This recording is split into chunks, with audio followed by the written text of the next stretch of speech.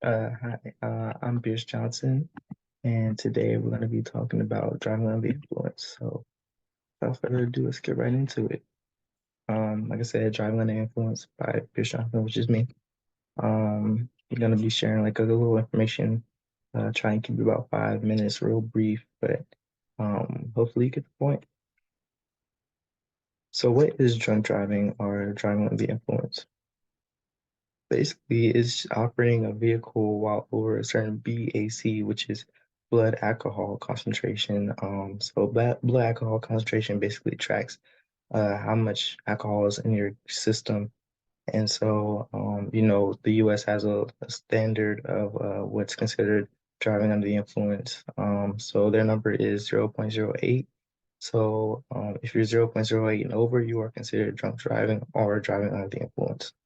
And the reason that's so important is because alcohol may impair your judgment, reaction time, and coordination, which are all vital when driving at high speeds with other people sharing the road, because the biggest thing this leads to is accidents, whether you crash into something or you crash into someone.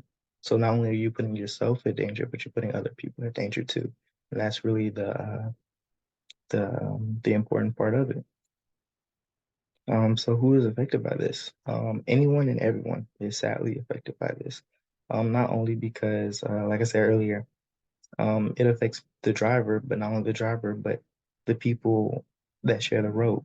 So that's anyone and everyone, because at all times anybody could be in a car, no matter your race, religion, age, or anything. So we're talking about mothers, fathers, nieces, nephews, sons, daughters, grandmas, grandpas. Everybody's affected.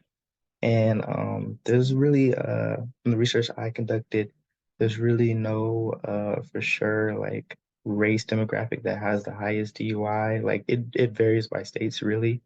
Um, so like some states Hispanics are highest, some states white people are highest, some states black people are highest. It's really state by state, but overall it is in the US, it does say like white people, are more get apprehended more for DUIs.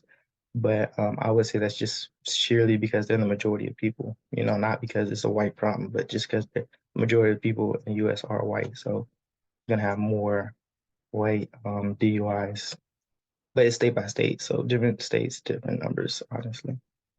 But yeah, the age gap, every age, like I said, it's same thing with age too in states, different numbers for those two, but the US average was about 26 to 29 that usually get apprehended for DUIs. So kind of, not too young, not too old, a medium range, but still, it's still 18-year-olds through however many year olds, it affects everybody. So why should we care? Simply because 32 people die a day from drunk driving. So it's as simple as that, 28% of fatal traffic accidents involve a drunk driver. And 2 out of 3 people will be involved in a drunk driving accident in their lifetime. So, for the 3 people next to you, 2 of you are gonna be involved in some type of drunk driving accident. And, you know, hopefully, that those are the numbers. It's sad, but those are the numbers. And drunk driving costs the United States about $130 billion every year. So not only is it a public health problem, but it's also an economical problem that affects taxpayer dollars. And I'll stay away from the business side of things, but it is an economical problem as well. And then only 1% of drunk drivers are actually arrested. So what I mean by that is, when I was looking at information, there was this study ran where 111 million people admitted to driving under the influence or drunk driving that year. But only 1% of those people were arrested. So 1% of 111 million people will get arrested for drunk driving. So if you're not getting in an accident or the police don't see you, you're usually getting away with it, which is a terrible thing considering how dangerous it is and how much it affects everyday life. 32 people die a day, you know. So I'm just gonna, wrap it up by asking some interactive questions, get your feedback on some things. So The first question I have is, have you ever had to stop a friend from driving under the influence? And if you haven't, would you? So, like, most people watching this are going to be in college or, you're a little younger. So, most of y'all will go to parties and, college students drink at parties, but college students will drive. So the question is, would you stop your friend from driving? Would you get in a car with them? And if you haven't, would you? And how would you go about it as well?